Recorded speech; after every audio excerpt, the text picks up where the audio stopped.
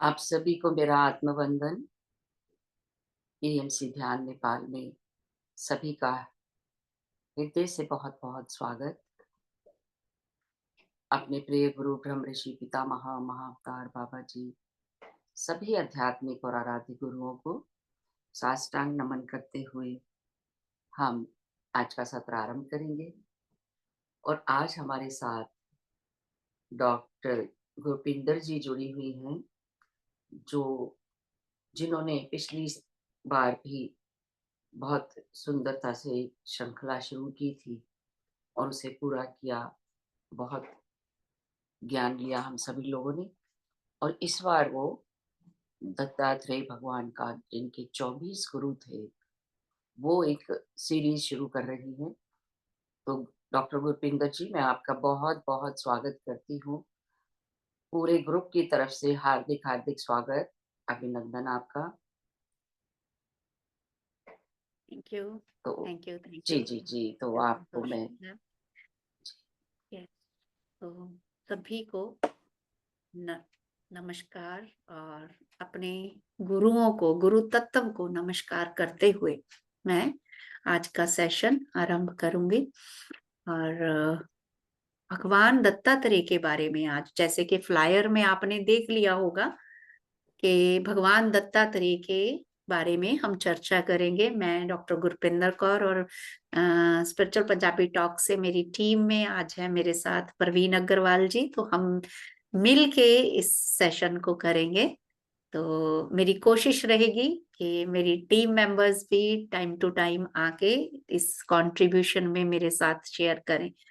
तो hope all will like this. और इसको एक सीरीज की तरह भी लेना है, और अगर इसको आप एक वर्कशॉप की तरह लें तो वो ज्यादा बढ़िया रहेगा।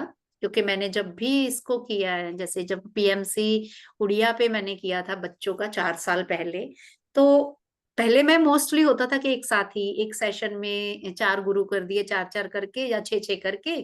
बट बाद में ध्यान में आया, नीलम भूत जी हैं पीएमसी गुजरात से और पीएमसी उड़िया की, तो वो मेरी फ्रेंड ने बोला कि गुरपिंदर जी, लेट्स डू इट वीकली और बच्चों को टास्क दिया जाए। तो आई थिंक के ऐसे ही हम करेंगे, कि इसको एक प्रैक्टिकल लर्निंग की तरह के 7 डेज बहुत अच्छे रहेंगे, कि हम एक एक गुरु के बारे में जब सुनेंगे उसकी शिक्षा को, उससे जो अवधूत जी ने सीखा हमें बताया, तो उसी लर्निंग को हमारे जीवन में हम उतार पाए। तो ये अवधूत आज मैं इंट्रोडक्टरी रहेगा संतोष मैम। नेक्स्ट से हम शुरू करेंगे कि कैसे अवधूत जी का परिचय मेरे से हुआ। पहले तो कि टाइम टू टाइम सुना तो था कि अवधूत के 24 गुरु, कोई बात हो जाती थी, आश्रम जाती थी क्योंकि मैं रामकृष्ण मिशन के साथ जुड़ी हुई थी, तो वहां किसी ना किसी प्रसंग में आ जाता था कि अवधूत ने तो इससे सीखा, इससे सीखा। तो बड़ी क्यूरियोसिटी होती थी कि अवधूत के 24 गुरु, क्योंकि हमें तो होता है ना कि एक गुरु बनाना भी हमें होता है। आजकल के बच्चे तो एक गुरु से भी भागते हैं, गुरु के नाम से ही भागते हैं। उनके लिए तो टीचर के आगे भी रिबेल करना एक कॉमन चीज है। लेकिन ऐसे बंदे के बारे में सोच रहे हैं कि जिन्होंने 24 गुरु बनाए और 24 गुरुओं से सीखा, आगे हमें बता के गए। तो भगवान दत्तात्रेय के ऐसे ही मेरा चल रहा था। तो 221 में जब मैं स्पिरिचुअल टैबलेट का कोर्स कर रही थी, तो हमें स्वाध्याय करने का मौका मिला। उससे पहले मेरे बार बार मुंह से अवधूत अवधूत निकल रहा था। दैट्स वाई मैं पहचान नहीं पा रही थी कि क्यों ये नाम, ये एनर्जी, ये ऊर्जा मेरे साथ जुड़ रही है। ऐसे ही एक बार पेशेंट आए क्लिनिक में, तो कुछ बता रही थी। मैंने उसको बोला कि अवधूत ने भी तो ऐसे बोला ना, उन्होंने भी तो ऐसे सीखा, तो आप उस चीज से क्यों नहीं लर्निंग लेते।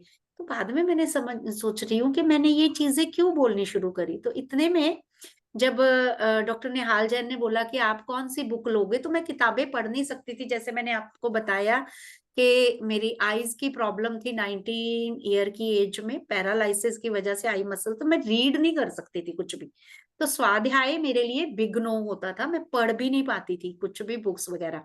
डॉक्टरी भी मैंने सुन सुन के करी थी, कि लिख लेती थी, लेकिन reading was totally difficult for me. तो वो कहते कि नाम दो गुरपिंदर आप भी अपना। मैंने कहा नहीं, चलो मैंने कहा नाम देती हूँ, फिर मेरा सबसे लास्ट में रखना, मैं अवधूत के 24 गुरु करूंगी। नाम दे दिया, सब कुछ कर दिया, अब करोगी तैयारी कहाँ से? सिर्फ फोन है ना, ना उनके बारे में कुछ जानती हूँ ना कुछ नहीं, और नाम दे दिया मैंने, बट रखी ये कंडीशन के सबसे लास्ट में। तो जब ये हुआ, 1 महीना बीत गया, मैंने कहा भाई बाकी स्वाध्याय कब शुरू करोगे? और उस 1 महीने में मैंने सर्च करना शुरू कर दिया उसके बारे में, डिटेल्स, वीडियो, ऑडियोज मैक्सिमम देखी, थोड़ा थोड़ा लिखना शुरू किया। तो इतने में मैसेज आया कि स्वाध्याय शुरू करना है, nobody is ready Gurvinder, you have to do it first. तो मेरी तो वो सिट्टी पिट्टी गुम, चलो मैंने पहले उनके बारे में जाना था तो पहले वो सेशन लिया मैंने। तो आज भगवान दत्तात्रेय के बारे में, जो अवधूत हैं, उनको साउथ में भगवान दत्तात्रेय के रूप में भी माना जाता है, श्री गुरु, जो गिरनार पर्वत पे उनका बहुत ही अच्छा एक वो है बना हुआ, मतलब उनकी याद में, उनकी मेमोरी में। तो मैं अवधूत के नाम से तो परिचित थी, उस समय हो गई, धीरे धीरे मुझे पता लगा कि उनको साउथ में भगवान दत्तात्रेय, जो के विष्णु, भगवान ब्रह्मा विष्णु महेश के अवतार माने जाते हैं, और बहुत लोग श्रद्धा से उनको मानते हैं। तो ऐसे भगवान दत्तात्रेय की जो ऊर्जा है, मैंने सबसे पहले उनको अवधूत के रूप में जाना, और उनसे मैंने, मुझे इंस्पायर क्यों करी, मुझे अब समझ में आता है, क्योंकि I was not able to read books के। मन में होता तो था कि हर मतलब जब तक कि वेद शास्त्र सब धार्मिक किताबें पढूं, लेकिन कभी नहीं कर पाती थी। और फिर ऐसा टाइम समय आया कि जब हेल्पलेस हो गई मैं किताबों पढ़ने से, तो वो हायर विजडम की जो एक मन में था ना कि क्वेस्ट, एक डीप जिसको बोलते हैं चाहत, तो वो तो मैं नहीं कर पा रही थी। लेकिन सहज रूप से भी हम शास्त्रों को, विजडम को जान सकते हैं, क्योंकि भगवान दत्तात्रेय ने ही ऐसी विजडम दी कि आप कॉमन सेंस लगा के भी बहुत कुछ लर्न कर सकते हैं। तो तभी अभी जब मैंने पंजाबी में ये सीरीज करी अपने चैनल पे, छोटी सी एफर्ट थी, तो हमने यही बोला कि how you can learn from common sense by using your common sense, क्योंकि हायर सेंस तो अभी एआई भी हमें बता देती है। तो we can live our life happily by using common sense too. तो अगर एक अच्छी जिंदगी जीनी है, अगर आप, साथ में कंडीशन लगा दी भगवान दत्तात्रेय ने कि अगर एक इंसान विवेकवान है, if we live a conscious life, a common sense can lead us to live a good and beautiful life.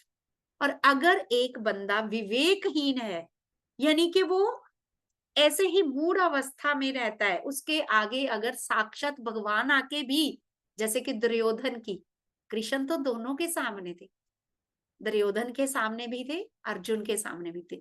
तो बहुत अच्छे से ये उदाहरण कि विवेकवान कहीं से भी सीख सकता है, और विवेकहीन के अगर समक्ष भगवान भी साक्षात आ जाए तो भी उसको सिखा नहीं सकते। तो ये चीज मुझे बहुत अच्छी लगी थी। तो तब हमने भगवान दत्तात्रेय, तो इनका वर्णन कहाँ पे आया, जो भगवान दत्तात्रेय के बारे में, बहुत एंशियंट सेज थे भगवान, ये ऋषि अत्रि और मानसूया के बेटे थे। लेकिन इनका वर्णन कहाँ पे आया, जो 24 गुरु का, तो मैं जस्ट उसी रेफरेंस में बात करूंगी। अदरवाइज स्टोरीज बहुत हैं इनके ओरिजिन के बारे में, जैसे स्कंद पुराण में अलग है, और भागवत पुराण में अलग अलग, उनके बारे में अलग अलग, हंस गीता में, उद्धव गीता में, तो ये अलग अलग है। तो भागवत पुराण है जो, जहाँ पे उद्धव गीता का पाठ आता है। तो भगवान श्री कृष्ण जब अपने स्वधाम जाने के लिए तैयार होते हैं, सब कुछ निपटा के, तो उद्धव उनको बोलते हैं कि आप तो चले जाओगे, पीछे से मेरे लिए कुछ ऐसा छोड़ के जाओ, बता के जाओ, जो मैं अपना जीवन यापन, क्योंकि मैं तो आपके साथ ही रहना। हमें जब पता है कि उद्धव जी कौन थे, उद्धव जी उनके चचेरे भाई भी थे, उनके सलाहकार भी थे, उनके सखा भी थे, उनके दूत भी थे, सब कुछ उनकी परछाई थे, उनके सारथी भी थे। तो ऑब्वियसली है कि वो ब्रह्म ज्ञानी का तो पदवी बराबर पहुंच चुके थे। उनको भी महसूस हो गया था कि अब श्री कृष्ण लीला वो समेट के जाने वाले हैं। तो वो बोलते हैं कि भगवान आप मुझे कुछ ऐसा बता के जाइए कि जीवन के कुछ, तो उसी में ही उद्धव गीता लिखी गई। महाभागवत स्कंद पुराण के ही हिस्से हैं जो भगवत गीता, उद्धव गीता सारा। तो अब यहाँ पे अगर बोले तो भगवत गीता क्या है? भगवत गीता एक डरे हुए अर्जुन के लिए थी, और उद्धव गीता है कि जो एक ज्ञानवान, एक ब्रह्म ज्ञानी के स्वरूप में है, उसको और जिंदगी के बारे में, आगे के बारे में समझाना। तो इसलिए उद्धव गीता आई। तो उद्धव गीता में भगवान श्री कृष्ण, बाकी उद्धव गीता तो जो चलती चलती उसके साथ वो बताते हैं, जब उद्धव थोड़ा सा मन भर आते हैं, उद्धव गीता चलते चलते जब वो मन भर आते हैं कि पीछे से मेरा कैसे होगा, तब वो बताते हैं कि मैं यहाँ तुम्हें उद्धव राजा यदु की कहानी सुनाता हूँ। राजा यदु जो कि हमारे पूर्वज से, जिनके नाम से यदु वंश चला, यादव वंश चला, वो एक बार ऐसे ही जंगल में भ्रमण कर रहे थे, लेकिन साथ में उनकी मनोदशा वो थी क्या, व्यवस्थित नहीं थी। वो परेशानी में थे कि मैं कैसे ये सारा राजपाट चलाऊं। तो वो क्षीण अवस्था में, मन से क्षीण अवस्था में थे। तो इसी में ही उनको जंगल में घूमते घूमते अवधूत जी दिखे कि एक मस्त मौला, अवधूत का मतलब होता है who is above from all attachments, in who lives in completely blissful mode. तो वो कहते कि आप ऐसे कैसे, इस जंगल में मेरे पास राजपाट होते हुए, अच्छे वस्त्र होते हुए, सब कुछ होते हुए, मैं फिर भी उदास चेहरा लेके घूम रहा हूँ। आप ऐसे मतलब मस्त और एक डिवाइन प्रेजेंस के साथ जंगल में बैठे हो, बिल्कुल मलंग होके। तो ये कैसे, आपने कहाँ से सीखा ऐसे रहना? क्योंकि राजा उनको ऑब्जर्व कर रहे थे। तो वो कहते, हे राजन यदु, मेरी इस अवस्था का कारण है मेरे गुरु। वो कहते कौन है, उसका नाम बताओ, मैं भी उनके पास जाऊंगा। तो वो कहते मेरे 24 गुरु हैं, 24 गुरु हैं। वो कहते 24 गुरु? तो वो कहते हाँ, मैंने हर किसी से सीखा, जल वायु पृथ्वी गगन आकाश कीट पतंगे जानवर, कहीं रहा तो वहां से आसपास से मैंने सब कहीं से सीखा। तो तब उन्होंने बोला कि इतने गुरु, वैसे तो हमें एक गुरु, वो कहते मोक्ष के लिए एक इष्ट होना जरूरी है, लेकिन गुरु आपका कोई भी हो सकता है, आप किसी से भी सीख सकते हो।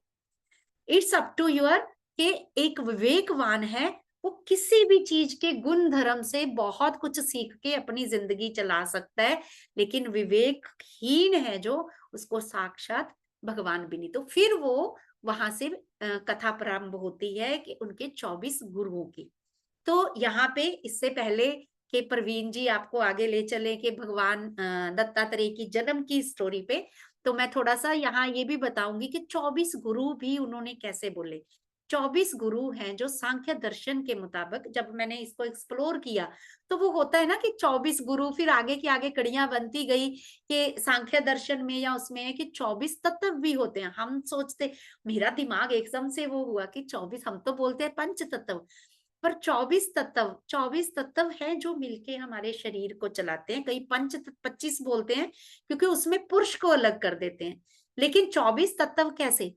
5 हमारी कर्म इंद्रियां, 5 हमारी ज्ञान इंद्रियां, 5 जो है, जो सटल, जो है उनको क्या बोलेंगे, एक तो सूक्ष्म हो गए, एक ग्रॉस एलिमेंट, महाभूत, पंच महाभूत, और पंच जो है सटल एलिमेंट्स, जिनको तन मात्राएं बोलते हैं। ये 20 हो गए। 4 हमारे हो गए अंतःकरण, ये 20 तो हो गए हमारे शरीर चलाने के लिए। 10 इंद्रियां हो गई, ज्ञान इंद्रियां, कर्म इंद्रियां। पंचभूत हो गए, पंच उनकी तन्मात्राएं होगी, उनको चलाने वाले उनके सटल एलिमेंट। ये 20 को जो शरीर के तत्व हैं, इनको जो सोल के तत्व हैं, आत्मा के तत्व हैं, 4, मन बुद्धि अंतःकरण और अहंकार। तो ये जो चलाते हैं, ये ऐसे मिलके हमारे 24 तत्व बनते हैं, और मोस्टली वही उनके गुरुओं में रिफ्लेक्ट होते हैं। तो ऐसे करके उन्होंने 24 गुरुओं को, कि हमारा शरीर अगर हम 24 गुरुओं को अच्छे से साध ले, तो ये जो हमारे 24 एलिमेंट हैं जिनसे ये सोल अपना लेसन लेती है इस शरीर में, तो वो हम बड़ी सामान्य ज्ञान से हम अपना अवधूत जैसा ब्लिसफुल लाइफ क्रिएट कर सकते हैं। हमें कोई बड़े बड़े बहुत बड़े बड़े पंडिताई की या उस चीज की जरूरत नहीं। अगर हम सहज तरीके से अपनी कॉमन सेंस यूज करके जीवन जापन कर सकते हैं, बहुत सहज लगेंगे आप जब पढ़ोगे। क्योंकि अभी हम 4-5 सालों से देख चुके हैं कि बड़ी बड़ी बुक्स का स्वाध्याय हो रहे हैं, बड़ी बड़ी कॉम्प्लिकेटेड बुक्स हो रही हैं। उनके मामले में ये आपको थोड़ी सी बच्चों की टॉक लगेगी। बट आई थिंक मैं सबको बोलती हूँ कि जैसे हम बड़ा बड़ा खाना खा लें, लेकिन अगर शरीर बीमार है तो हम खिचड़ी पे आते हैं। तो इसीलिए ये एक खिचड़ी की भांति शरीर को और मन को हेल्थ देने वाला टॉपिक मैं हमेशा बोलती हूँ। तो अभी प्रवीण जी, अभी आप भगवान दत्तात्रेय की जन्म के बारे में बताइए सबको, फिर हम ध्यान में चलेंगे। यस।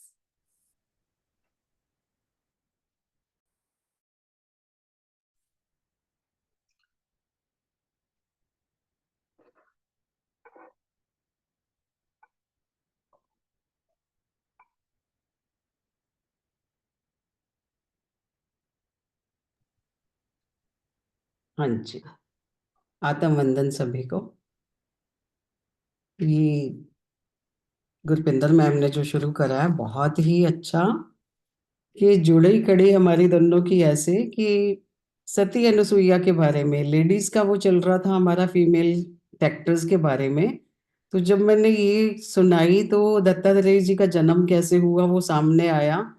तो फिर मैम ने बोला कि उनके तो 24 गुरु का वो करते हैं हम, ये कड़ी में कड़ी ऐसे जुड़ गई बीच में। तो बहुत ही अच्छा।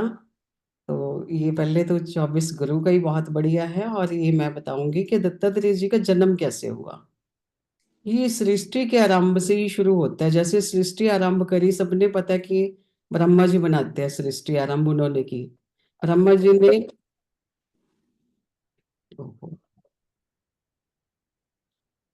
ब्रह्मा जी ने अपने शरीर के 2 पार्ट करे, male and female. Male Manu रूप में, फीमेल शतरूपा रूप में। तो दोनों के मिलन से फिर सृष्टि आरंभ हुई। मनु शतरूपा की जो संतानें हुई वो 2 बेटे, 3 बेटियां। 2 बेटे उनके प्रियव्रत और उतानपाद, बेटियां आकृति, देवहूति और प्रसूति। जो दूसरी बेटी देवहूति, उनकी शादी कर्दम ऋषि से की, जो सप्त ऋषियों में से आते हैं। देखो मतलब कहाँ, मतलब बेटी उनकी माँ और बाप पिता दोनों का ऋषि, सप्त ऋषियों में से, माँ उनकी ब्रह्मा जी की उसके संतानों में से। तो जब उनकी इस कन्याओं में से एक थी, ऋषि अत्रि की पत्नी, सप्त ऋषियों में थे। तो इनकी पति भक्ति और सतीत्व का इतना था, सती अनुसुईया का नाम ही उनका सती अनुसुईया, कि इतना तेज था कि जब वो अपने ध्यान में बैठते थे, ओम की गुंजायमान आकाश में से देवता लोग निकलते थे तो वहां तक उनकी गूंज पहुंचती थी। इतना ज्यादा उनका असर था कि देवताओं पर भी उनका प्रभाव था। सबको पता था कि ये बहुत ज्यादा। एक बारी वो क्या कर रही थी, अपनी कोई विशेष कामना, जैसा कोई होता है ना कि पूरा कुछ करना अनुष्ठान उसने, उसके लिए वो तपस्या में बैठी। तो वो उस टाइम ब्रह्मा जी को लगा कि भाई ये तो पता नहीं कैसी तपस्या कर रही है। तो इंद्रदेव को लगा, इंद्रदेव को तो हमेशा ही लगता है कि मेरा ही ना कहीं छिन जाए, ये तपस्या में कहीं मेरा ही ना कहीं राज मांग ले। तो उनको तो बहुत चिंता हुई। वो उन्होंने क्या करा कि ऋषि कर्दम जो अत्रि थे वो बाहर, उनके पति गए हुए थे कहीं, उनका रूप धारण करके उनकी कुटिया में आए। पर वो अपनी तपस्या से तेज में थी तो उसको उन्होंने पहचान लिया, सती अनुसुईया जी ने। तो उनको बोला कि आपने बहुत घोर पाप किया है, तो मेरे भगवान ही आपको इसका दंड देंगे, मैं कुछ भी नहीं बोलूंगी। तो ये हुआ। उसके बाद यही चाह ब्रह्मा विष्णु महेश तीनों ने सोचा कि भाई ये इतनी ज्यादा इसका फैल रखा है, तो ठीक है हम भी जाके परीक्षा लेते हैं। तपस्या से पहले, वरदान से पहले होती है परीक्षा जो तपस्या करते हैं लोग। तो वो तीनों आते हैं ब्राह्मण का वेश बनाकर, कि कहते हैं ठीक है हमें भिक्षा दो माता, और अपनी लाज शर्म छोड़ के निवस्त्र होके भिक्षा दोगी तो ही हम लेंगे, ये हमारी कंडीशन है। तो उसने सोचा ऐसे ब्राह्मण कैसे मांग सकते हैं। वो अंदर अपनी कुटिया में जाके अपनी तपस्या के प्रभाव से देखती है और पहचान लेती है कि ये तो त्रिदेव हैं, ब्रह्मा विष्णु महेश, और ये तो मेरी परीक्षा लेने आए हैं। वो अपनी तपस्या के बल से क्या करती है, नवजात शिशु बना देती है तीनों को। और बाहर आती है तो उनकी कुटिया के आगे वो नवजात शिशु लेटे हुए हैं, तो उनको गोद में लेके स्तनपान करा देती है, तो उसकी वो भी पूरी हो जाती है उनकी इच्छा। और अंदर जाके अपने पालने में लिटा देती है, क्योंकि उसके कोई संतान नहीं होती अनुसुईया के। तो उसको बहुत अच्छा लगता है, वो अपना उनको पालने लगती है। और तीनों देवियां देखती हैं कि बड़ा टाइम हो गया भाई, हमारे पति देव नहीं आए घर में। वो ढूंढते ढूंढते वहां पहुंच जाती हैं अनुसुईया जी की कुटिया में। तो उनको प्रार्थना करती हैं कि हमारे पति देव यहाँ आए थे, तो वो देवी वो कहाँ है। तो वो ले जाती है कि पहचान लो, ये पड़े हैं तीनों। तो वो बहुत वो कहते उनके पाँव में पड़ती है कि हमने सुना था सिर्फ, और सच में आपका जो नाम है पूरे संसार में, जो आपकी तपस्या की गूंज हो रही है पूरे संसार में, वो सही चीज है। तो अब हम अपने पतियों को वापस मांगती हैं, हम तो ले जाना उनको। तो ठीक है, वो उनके कहने पे उनको वापस उसी रूप में लाती हैं सती अनसुईया जी। पर फिर वो देवता लोग बोलते तीनों कि आप कोई वरदान मांगिए, आप बहुत तपस्या करते हैं। तो बोले मेरे पास कोई संतान नहीं है, मैं आप तीनों की शक्ति रूप का बेटा चाहती हूँ। तो तीनों देवों की संयुक्त रूप में जो बेटा उनको मिला, वो भगवान दत्तात्रेय जी बने। वैसे उनका चंद्रमा और ऋषि दुर्वासा जी भी इन्हीं के बेटे थे। चंद्रमा, दुर्वासा ऋषि और दत्तात्रेय भगवान, ये तीनों भाई। तो तीनों देवों की इकट्ठी शक्ति से भगवान दत्तात्रेय हुए, जो इतने प्रसिद्ध हुए। और साउथ में काफी महिमा है इनकी, पीछे हम गए थे, काफी बड़ा मंदिर। तो ऐसे ही बना हुआ है, 3 मुख से उनका, कि तीनों के तेज से बना है। तो वो तो वैसे ही है, ब्रह्मा विष्णु महेश का मुख से वो मंदिर बना हो, बहुत सुंदर मंदिर। सती अनुसुईया जी की भी थी वहां पे मंदिर, बहुत अच्छा लगा वहां जाके, वाइब्रेशन ही वहां की अलग थी। बहुत ही बढ़िया, कन्याकुमारी के पास है वो। तो ऐसे ही दत्तात्रेय भगवान का जन्म हुआ, जिनके बारे में हम आगे से अगले हफ्ते से हम सीरीज में उनके 24 गुरु के बारे में जानेंगे, एक एक करके, कि उन्होंने किस तरीके से छोटी छोटी चीज से हमें ज्ञान दिया। Thank you so much, thank you सभी को। मैम इसमें कुछ ऐड ऑन करना आपने?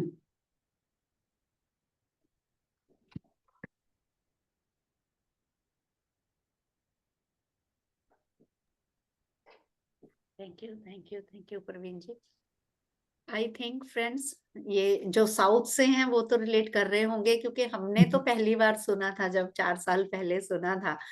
तो और भगवान दत्तात्रेय की पिक्चर आपने फ्लायर में भी देख ली होगी, लिखा था, तो उसकी भी डिस्क्रिप्शन में बता देती हूँ। क्योंकि देखो, किसी भी चीज का कुछ बिना वजह वो नहीं होता। ये चीज मुझे शास्त्रों में बहुत अच्छी लगती है, चाहे वो हम बोले कि कोई मिथ है, लेकिन each and everything has its own explanation.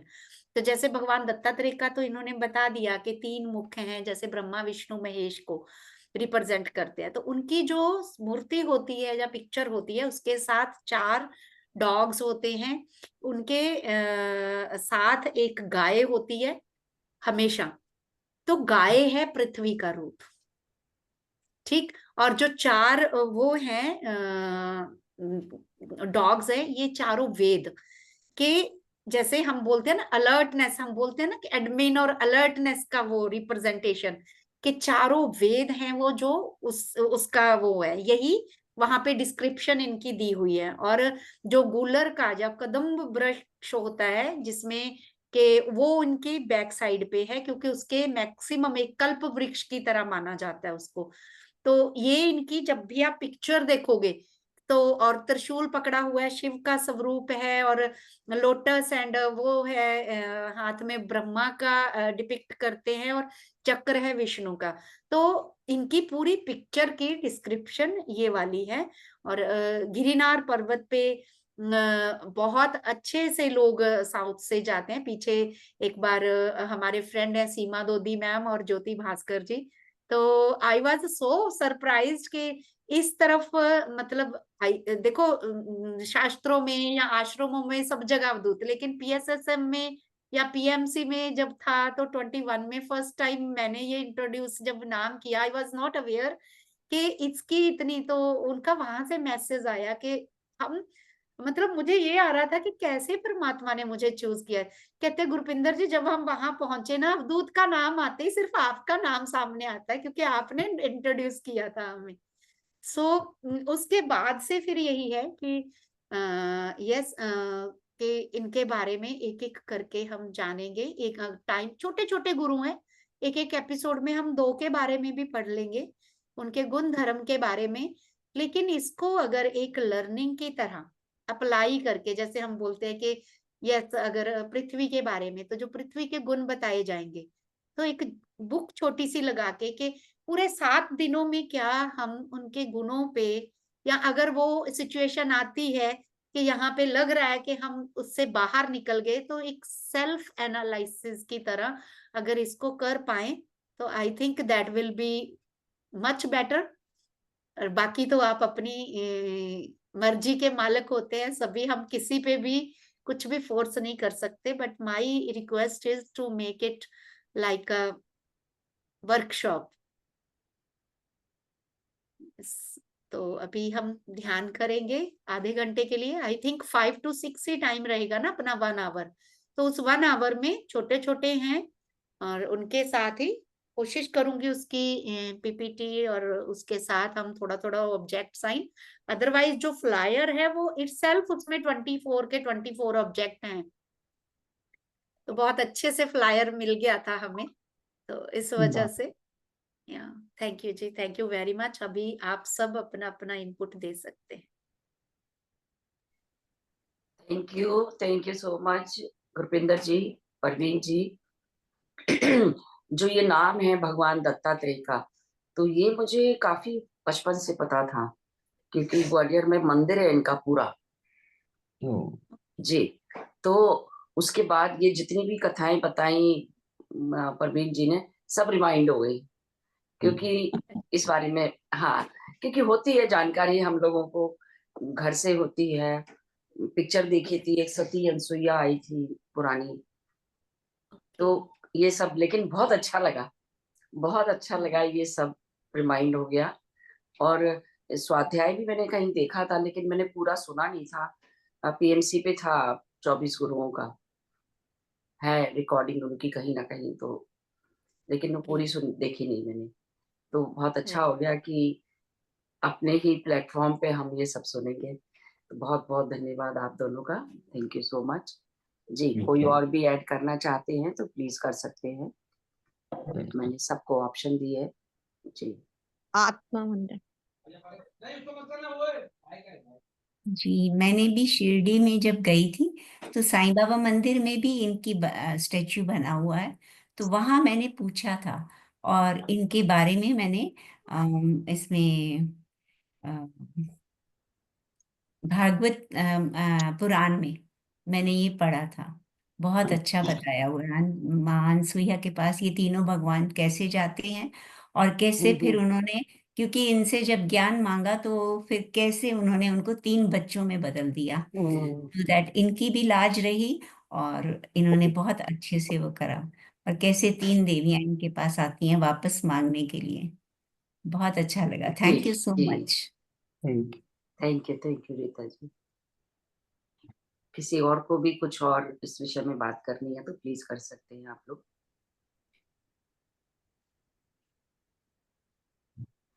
चलिए ठीक है, फिर हम ध्यान कर लेते हैं गुरपिंदर जी। या तो सभी लोग म्यूट कर दीजिए अपने को, नहीं तो मुझे सबको एक बार करना पड़ेगा। जी जी गुरपिंदर जी, मैं आपको म्यूजिक, होस्ट बना रही हूँ, आपने म्यूजिक लगाना है तो। अच्छा नहीं आप लगा दो जो भी लगाना है। नहीं नहीं, आप लगाइए, ओके। आपने भेजा भी था मुझे, उसमें से देखना है या जो भी। हम्म। हम्म।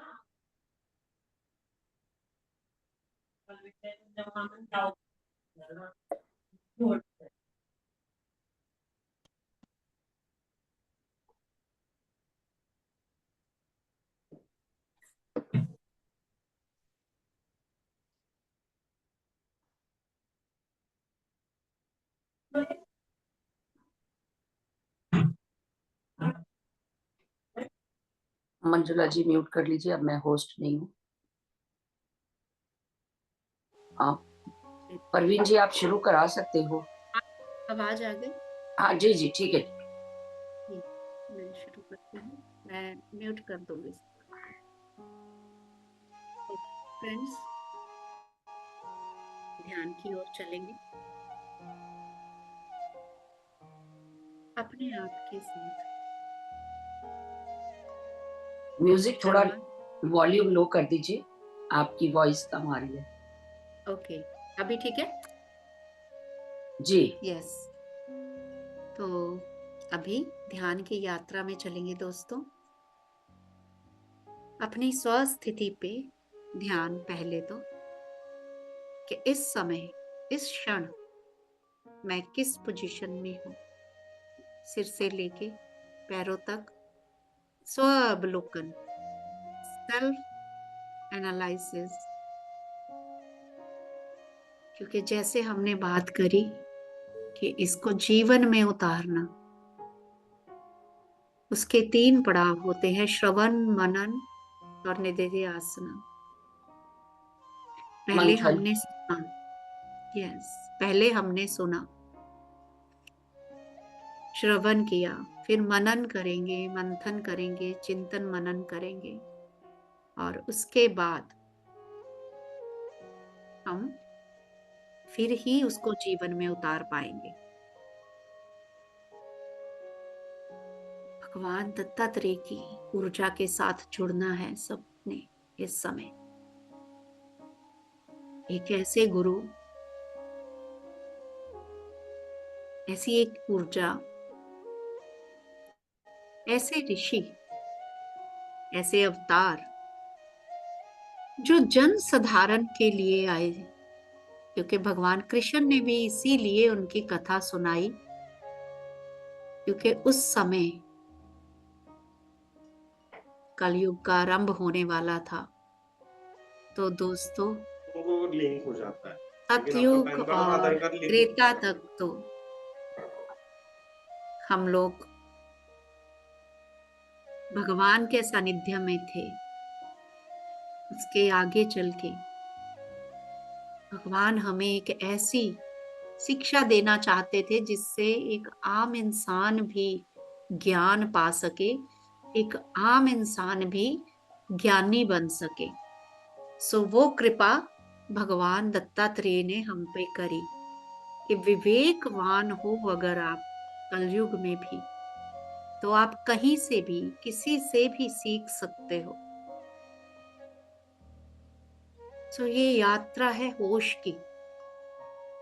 दत्तात्रेय को अगर हमने जीवन में अपनाना है तो वो हमें होश की लाठी पकड़ाते हैं कि how to be aware about your surrounding. अपने आसपास से कैसे जुड़ना है। अध्यात्म की ऊंचाइयां हमने देखी। मैं कौन हूं? Who am I? Who am I? ये सब तब तक होता था। जो भी आता था मोक्ष के लिए संसार में, उसकी एक ही प्यास होती थी कि मैं जानूं मैं कौन हूं। और मोक्ष की यात्रा शुरू हो जाती थी। लेकिन भगवान दत्तात्रेय ने हमें अपने 24 गुरुओं से ये समझाया कि मैं कौन हूं वो भी जानना है, मैं कहाँ हूं, मैं किसके साथ हूं ये भी समझ सके, मेरे आसपास मैं कहाँ रह रहा हूं, मेरे धरती, आकाश, पानी, वायु, चहचहाते पक्षी, आसपास वन्य जीवन जहां मैं रह रहा हूं वो मुझे और मैं उनसे कैसे कनेक्टेड हूं, कैसे मैं उनसे सीख सकता हूं, कैसे मैं उनको अपना गुरु बना सकता हूं। इतनी बड़ी सीख कि कोई वेद शास्त्र कोई पुराण पढ़ने की जरूरत नहीं दोस्तों। सिर्फ अपनी कॉन्शियसनेस पे ध्यान देना है और उस कॉन्शियसनेस पे ध्यान देके अपने आप को इतना सीधा और सरल करेंगे तो आप हर चीज से सीख पाओगे। ऐसे थे भगवान दत्तात्रेय। मैं सबसे आह्वान करती हूँ कि उनकी ऊर्जा के साथ जुड़े, जो एक बालक को भी ब्रह्म ज्ञान प्रदान करने की क्षमता रखती है।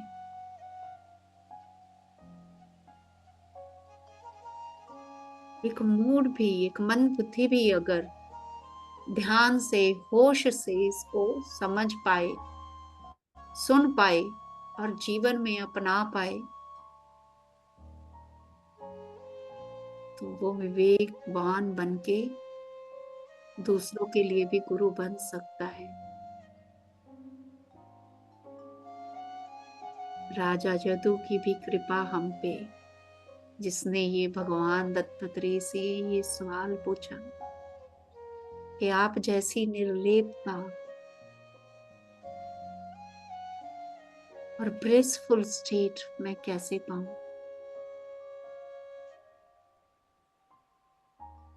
एक ज्ञानवान का और एक श्रद्धावान का एक सवाल और क्वेश्चन भी आगे की पीढ़ियों के लिए मार्गदर्शन बन सकता है। यही हमें इस श्रृंखला में देखने को मिला। उद्धव ने श्री कृष्ण से पूछा, श्री कृष्ण ने बताया कि कैसे राजा यदु ने अवधूत से पूछा। यही हमारी गुरु परंपरा है। मन में कोई भी विचार नहीं रहना चाहिए और समर्थ गुरु सामने बैठे से पूरी तरह से जस्टिफाई करके उसकी तृष्णा का समाधान करते हैं। ऐसे ही अवधूत ने किया। हे राजा यदु, मैंने अपने 24 गुरुओं से सीखा कितना प्यार भरा ये संदेश कि कोई कहीं से भी सीख सकता है, कोई भी आपका गुरु हो सकता है। जरूरत है आपका उसके साथ जुड़ाव होश पूर्वक। तो दोस्तों, इस अनंत अपार ऊर्जा के साथ जुड़ेंगे अपनी आती जाती श्वासों के साथ। श्वास रूपी गुरु भी हमें बहुत कुछ सिखाते हैं, हमें हमारे स्व की स्थिति स्थापती है। इस समय अपने श्वासों का आंकलन करें कि मेरी श्वास अभी कैसे चल रही है। मेरी श्वास की गति ही मुझे मेरे भीतर की स्थिति को बता देगी। तो श्वास गुरु को नमन करते हुए मैं अपनी वाणी को थोड़ी देर विराम दूंगी। इसी तरह भगवान श्री कृष्ण, उद्धव जी, राजा यदु और दत्तात्रेय जी की ऊर्जा से, उस परम सती अनसुईया की ऊर्जा से जो हमें ये सिखाती है कि अगर आप प्योरिटी की हाइट पे हो, each and everything is possible for you.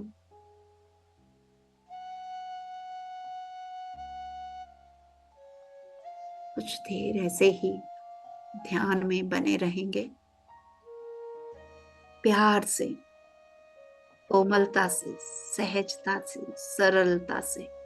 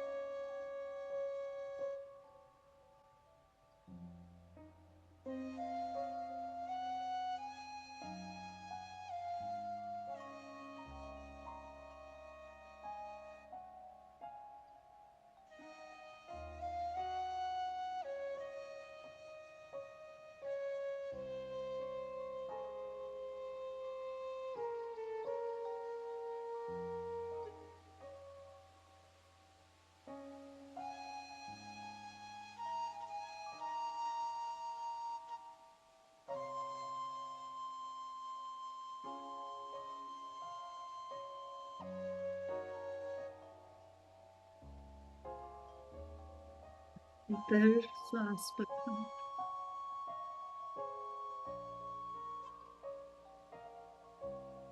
अपने आप के साथ जुड़े रहना है, कोई सोच नहीं, कोई विचार नहीं।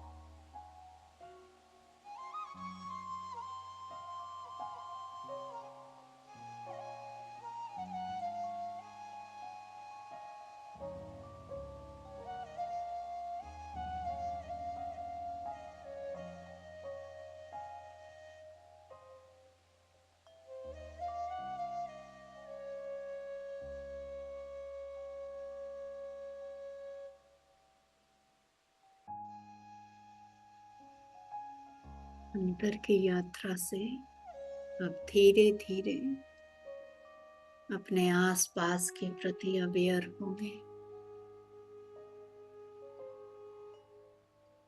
अपने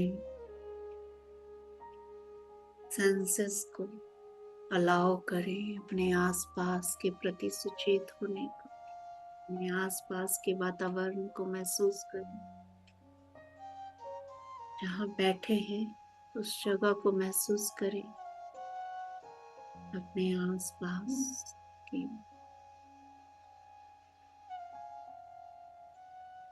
प्रति सजग हो जाना है।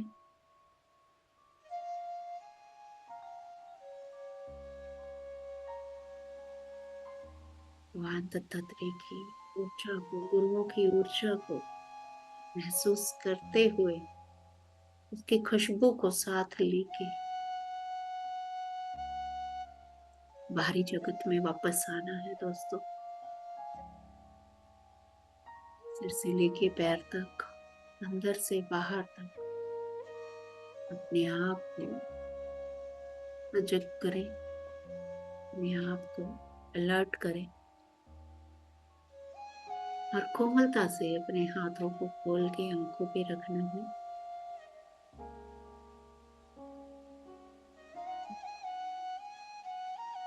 Ten, 9, 8,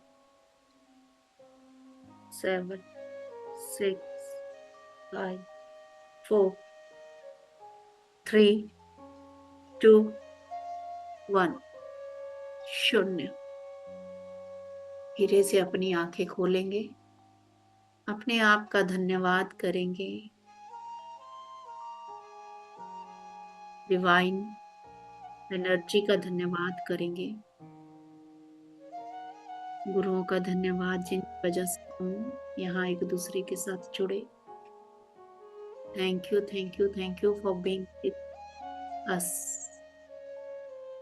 thank you.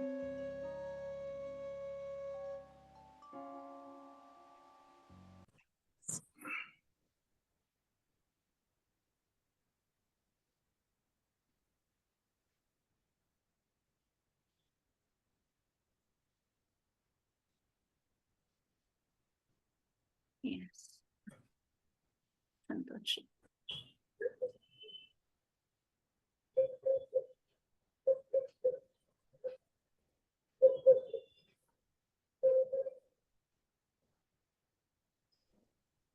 आप होस्ट हो अभी। जी जी जी, thank you so much. Meditation बहुत बढ़िया, बहुत ही सुंदर। मेरे तो आंखें खोलने का मन ही नहीं कर रहा था, बहुत इतना सुंदर। डीप में चले गए। जी, thank you. Thank you so much. Praveen ji का बहुत बहुत धन्यवाद, रुपिंदर जी का। जी जी, पूरे ग्रुप की तरफ से मैं धन्यवाद डीप करती हूँ। मेडिटेशन, मैं सच में क्वेश्चन करना एनर्जी चाहूंगी को फील कर पाए। यस जी अविनाशी। रुपिंदर जी। जी। मैं वैसे सिंसियरली बताऊं तो मुझे मेरी मतलब इस टॉपिक के बारे में तो अभी नॉलेज बिल्कुल जीरो है।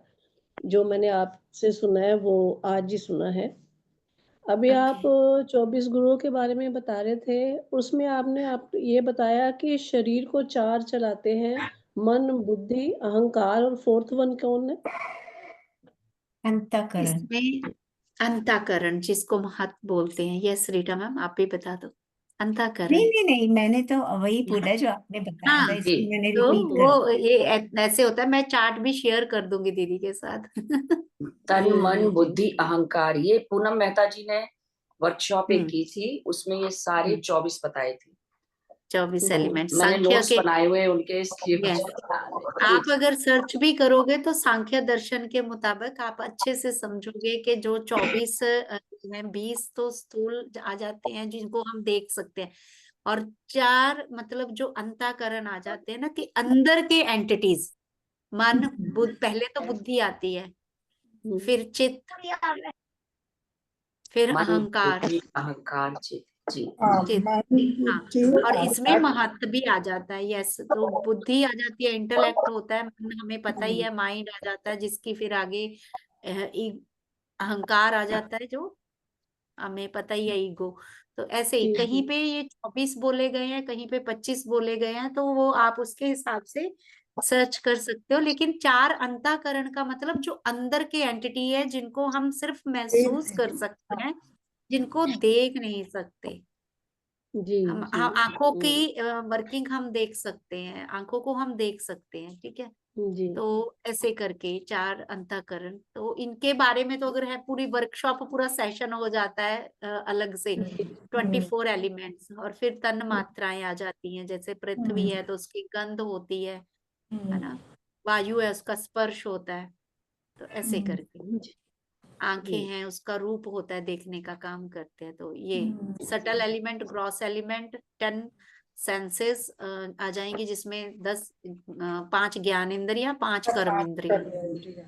तो जैसे आप हो, मुझे भी बिल्कुल ही नहीं पता था, क्योंकि जो मतलब जो हिंदू बैकग्राउंड से या हिंदू फिलोसफी से होते हैं, बस। बाकी नॉर्थ इंडिया में भी जब मैंने फर्स्ट टाइम जब किया था, आई थिंक मैं खुद नहीं करना चाहती थी इसको। मैं डॉक्टर निहाल जैन के पीछे पड़ी हुई थी कि सर आप इसके बारे में गाइड करो। वो कहते कि मैंने खुद नहीं इनके बारे में, मैंने और सारी किताबें पढ़ी है, बट मैंने इनके बारे में नहीं। तो तब हमारे 82 स्टूडेंट थे, तो एट दैट टाइम किसी को भी नहीं। फिर एक स्टूडेंट थी कस्तूरी, उन्होंने लेके शायद पीएमसी कन्नड़ा पे, फिर उसके बाद मैंने आत्म जागृति अलग अलग प्लेटफॉर्म